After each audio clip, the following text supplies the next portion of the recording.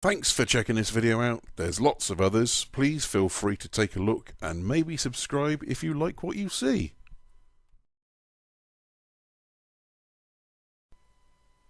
Hello, been away for a while. Life can come at you fast, and before you know it, months have passed by without a video. But today I decided to sort my shit out because this video couldn't wait. Because I'm just so incensed by the whole debacle, and it just got a whole lot worse, where I truly believe that if the Metropolitan Police don't start getting to grips with a couple of things called the public mood and virtue signalling, then things are going to start getting angry very quickly. So as most of you are aware, a career criminal by the name of Henry Vincent, who couldn't be arsed working a proper job in his life, decided he was going to burgle the home of 78-year-old pensioner Richard Osborn-Brookes in Hither Green, which is in southeast London. Unfortunately for Henry Vincent, and in spite of being armed with a screwdriver and half the age of a pensioner, Mr. Osborn-Brookes was no pushover, and the end result is Vincent staggers outside and collapses on the ground and dies of a stab wound. Vincent's alleged accomplice, Billy Jeeves, rather than trying to help his dying friend, opted instead to save his own skin by leaving him to die and make good his escape. Now, I'm not going to celebrate that Vincent died, but I'm also not going to mourn his death either. He brought it on himself when he decided he wasn't going to do an honest job that day, and he had the temerity to try and turn over a pensioner. Ordinarily, when you hear on the news that a pensioner has been robbed or burgled, we get to see the pictures of what they look like after they've been beaten half to death in their own homes, and the violence meted out to them always seems to go way beyond what you would assume would be necessary for them to comply. So the fact Henry Vincent met his match and ended up dying as a result, I'm fine with that, because the alternative is that he would have stabbed the pensioner to death, and that simply isn't an alternative I'd be happy with. So that's the outline of the story. Richard Osborn-Brookes was detained by police, but rather sensibly, he was released a couple of days later without charge, an innocent man, as it should have been. And then things get worse. There are threats to Osborn-Brookes' life by friends and family of Henry Vincent. Retribution will be taken because clearly Henry Vincent's family are not the brightest stars in the sky and haven't figured out that the pitfalls of if you're going to live a life of crime, then you're going to have to be prepared to accept the consequences of that choice. But Vincent's family are travellers. It's not as if they are imbued with the same sense of right and wrong that aligns with normal people. So that's strike one for the Metropolitan Police for not dealing with the veiled threats. Strike two is then they're not doing their job properly. Since Vincent died, members of his family have decided that the very best place to have their floral tribute to their little treasure Henry is on a wooden fence, directly opposite Richard Osborn-Brookes' house, in full view of the guy's front windows. They've even tied the flowers high up on the fence to ensure they absolutely cannot be missed. Now, most people have seen it and quite correctly came to the view that it's clearly an intimidation tactic and threatening as well. Everyone, that is, except the Metropolitan Police. Met Police have claimed that there is nothing they can do about it, which, as we all know, is a complete load of bollocks. Consulting my little light blue copy of Pace, I come across this little snippet. Section 5 of the Public Order Act 1986 has this to say. A person is guilty of an offence if he or she A. uses threatening or abusive words or behaviour or disorderly behaviour, or B.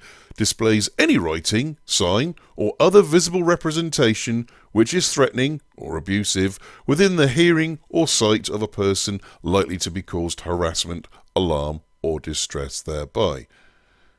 And certainly displaying the flowers would fall under visible representation. There's also breach of the peace. In England and Wales, constables or other persons are permitted to arrest a person to prevent a further breach of the peace, which allows for the police or the public to arrest a person before a breach of the peace has occurred. This is permitted when it is reasonable to believe that should the person remain, that they would continue with their course of conduct and that a breach of the peace would occur. However, using breach of the peace is unnecessary simply because the first example of harassment, alarm and distress is already proven by visible representation which is threatening within the sight of a person likely to be caused harassment, alarm or distress. Currently, Mr. Osborn-Brookes and his wife are in protective custody because of the threats to his life. Presumably at some point in the future he will want to return to his home with his wife. Put yourself in his shoes. You're stood looking out of your window and you can clearly see the floral tributes to the man that you killed, the man that broke into your house and whose intentions were not clear. In spite of the police telling you that you're innocent and there is no case to answer, you want to get on with your life and put the whole sorry episode behind you, but can't because that tribute is there as a reminder not only of Henry Vincent's death, but a reminder that there have been threats to kill you simply for having the temerity to defend yourself and your wife from an intruder. It's a shame then that the Metropolitan Police can't put themselves through the same empathetic exercise when they come up with excuses of not being able to do anything. Thankfully though, we have a lot of people in the UK that have just about had enough of the intransigence of the police, and 3 separate people on 3 separate occasions opted to tear down the floral tribute to Henry Vincent. Vincent's family were quick to try and restore it, but sure enough it was torn down again and again. But here is where strike 3 happens, and it really makes me utterly despair about policing in the UK in general, but more so shines a light on the higher ranks in the police that don't appear to have a particularly keen eye for judging the public mood, which seems at odds with the amount of detective work the police have to do. You'd think spotting when they get it wrong would be easy, but no. Chief Superintendent Simon Dobinson, who is in overall charge of the borough that Hither Green sits in, decided to release a statement with regards to this tribute to Henry Vincent, and to say it's ill-judged and a slap in the face to right-minded people is perhaps understating it somewhat. But you listen for yourself and see what you think. Statement regarding floral tributes in Hither Green. Chief Superintendent Simon Dobinson, Lewisham Borough Commander, said, "I am aware of the concerns that have been raised by residents regarding the floral tributes placed in Hither Green. My officers have a responsibility to provide reassurance to local residents so they can go about their daily lives whilst also respecting the wishes of family and friends to mark the loss of a loved one. They are not there to safeguard or facilitate the laying of floral tributes. We are liaising with local authority who are considering appropriate management of the floral tributes. I do not want anyone to feel intimidated or that they are not allowed to respond in a dignified way to a tragic death. We would urge all members of the public to respect the wishes of those who choose to place flowers and other tributes in the area. We would also request those placing tributes or visiting the area to behave in a responsible manner so as not to disrupt the local community. A small police presence remains in place in and around South Park Crescent to provide reassurance to the public. There have been no arrests. Officers will assess any potential criminal offences, including any allegations that are made to police, which will be dealt with in a fair and appropriate manner on an individual basis." So that's the statement. It's as if Chief Superintendent Dobinson isn't remotely aware enough of how this statement of his would be received, that he likely didn't even get anyone else's opinion on it before it was published, because even a simpleton would have argued the order of concern in the statement for one, and the hand-wringing to follow. So let's break the statement down and educate Chief Superintendent Dobinson on where he went wrong. He probably won't appreciate my effort, but the mere fact he's at the lofty rank of Chief Superintendent and can't word a statement like this very well, he's probably not the best judge to rely on. So he says, "I am aware of the concerns that have been raised by residents regarding the floral tributes placed in Hither Green." Well, you might be aware of them, but it's clear that you have no intention on acting on them. At the very least, you have dismissed them. He goes on to say, "My officers have a responsibility to provide reassurance to local residents so they can go about their daily lives." Reassurance is meaningless when an innocent man is in police protective custody, unable to return to his home because you have failed to deal with the threats to his life. I don't live in the Lewisham area, or anywhere near London for that matter, but even I know that the people in the general vicinity of Star Lane, Orpington, BR5, 3LN are the ones making the threats. It's 8 miles away, it's a 23-minute drive during normal driving conditions, probably quicker if you've got a blue flashing light on your car. I'm puzzled why it's taken you so long to ensure Mr. Osborn-Brookes and his wife can return home. He goes on to say, while also respecting the wishes of family and friends to mark the loss of a loved one.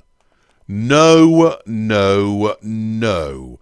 Why should anyone respect the loss? What rational human would?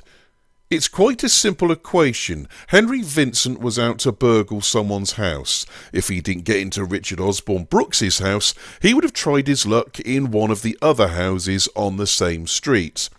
And the other residents have no doubt figured that out for themselves and consider themselves lucky that they are not in their neighbour's predicament, or worse, had their shit beaten out of them. Henry Vincent was described as a career criminal that preyed on the elderly. He deserves no one's sympathy. He goes on to say, they are not there to safeguard or facilitate the laying of floral tributes. We are liaising with the local authority who are considering appropriate management of the floral tributes. Well, that's about the only right thing you said. We all know what kind of management this floral tribute needs. It needs permanently stopping, because as we all know, it'll start again when Vincent is buried, and every bloody year on the anniversary of his death, more flowers will spring out of nowhere, attached to the private property of a resident that doesn't want them there in the first place. He goes on to say, I do not want anyone to feel intimidated or that they are not being allowed to respond in a dignified way to a tragic death. You couldn't make this shit up. When you read this back in your head, Dobbin, did you not consider that putting the concerns of Vincent families ahead of that of Richard Osborn-Brookes and the other residents in your statement was a particularly crass thing to do? Let's not mince words here. It's one thing to lay a floral tribute for Vincent. It's quite another thing to do it directly opposite the house he died in. Let's just not mince words here, Dobbin, because you seem to have forgotten this rather important detail. The victim's name is Richard Osborn-Brookes. It isn't Henry Vincent, and no right-minded person thinks of him as the victim. Your first consideration in your statement always should be towards the victim, and yet you've made it patently clear that you think Vincent's family and friends should get that consideration when they deliberately chose to lay their tributes directly in front of and in full view of Richard Osborn-Brookes' front window. He goes on to say, we would urge members of the public to respect the wishes of those who choose to place flowers and other tributes in the area. Wrong, wrong, wrong, wrong, wrong, Dobbin. You couldn't get it any more wrong if you tried, but at least we know you tried. This is virtue signalling nonsense. Why not give Richard Osborn-Brookes a fucking police caution for Henry Vincent trying to rob him? You just don't seem to grasp who the victim is here. He goes on to drivel, we would also request those placing tributes or visiting the area to behave in a responsible manner so as not to disrupt the local community. Well, they certainly fucking haven't taken your golden advice on board so far, have they, Dobbin? Do members of the travelling community strike you as avid followers of Twitter? You'll be telling me they can fucking read next? The windbag goes on to say, a small police presence remains in place in and around South Park Crescent to provide reassurance to the public. Yeah, not reassuring at all, largely because they are sat there doing nothing. What it does show is that the police claim they don't have any powers to do anything and allow an intimidatory act to continue, but then we also know that when it comes to the likes of Tommy Robinson, Lauren Southern, Brittany Pettibone and Martin Selner, you suddenly have an absolute plethora of reasons to move them out of the area or deny them entry into the UK because they are not conducive to the public good. I'm guessing that Henry Vincent's family are the yardstick by which others are measured. The Metropolitan Police is rotten. I don't include the lower ranks in that estimation. I happen to know some people personally that work for various police forces, and the complaints from them are nearly always the same. And that complaint always, no matter what the force is that the people at the top and other high ranks are the problem. They simply don't have a clue. Years ago, if you wanted to get to the top of the police, you had to start at the bottom as a police constable, and if you had the intelligence and the skills to match, you literally could go right to the top and become the chief constable of whichever police force you were in. Nowadays, that's no longer the case. Now the police forces employ a fast-track program where people leaving university with a high enough degree can join as a constable and become an inspector within 3 years. That sounds great in practice, but in reality it's a monumental waste of everybody's time. Why? Simple. Most graduate leavers from university are young. Certainly the majority are going to be less than 25 years old. If you enrol in a program that will have you from constable, then sergeant and then inspector within 3 years, you simply will not get enough on-the-street training for how life as a police officer really is. A constable typically is on a 2-year probationary period. Police forces are of the view that 2 years is necessary to ensure a constable is of the required standard to police safely and effectively. If it takes 2 years for a constable to attain the level required, how can a graduate be considered fully up to speed when they will spend less time getting to grips with the on-street policing, getting to know the public's concerns, knowing intimately the trouble spots? It can't be done, because then they'll be expected to be able to do all the paperwork and responsibilities of a sergeant, which can differ significantly from a constable, and then soon after that will be the same requirements to learn the job of an inspector. Just how much real time is spent on the streets? A fraction of the time a constable does, that's for sure. Which is where the problem sets in. You have graduates climbing the ladder of promotion with less and less idea what the issues are or real appreciation of the issues, because you didn't ever spend enough time at the tricky end of the job, which means you are less able to see or appreciate what the actual priorities are, which then filters down to the constable on the street who wonders what fucking planet Chief Superintendent Simon Dobinson hails from. I'm pretty damn confident that the police officers on the street don't agree with this method of policing, but they are utterly hamstrung by a recruitment process that puts less experienced people into positions of power and who appear to be more interested in virtue signalling than actually doing the job of policing in a fair and even way. One thing I'm absolutely confident of. If I wanted to know what the public mood was in Hither Green at this precise moment, would I ask a police constable who has worked that area for 5 years, or Chief Superintendent Simon Dobinson that's been in the force for 10 years? It's a no-brainer. The constable gets my vote because he is more informed, deals with the public, likely understands their concerns and has sympathy with them, but can't do anything about it because Chief Superintendent Dobinson has sent down a decree to sit back and do nothing because he can't get his head around the concept that Henry Vincent was not the victim. What a fucking mess.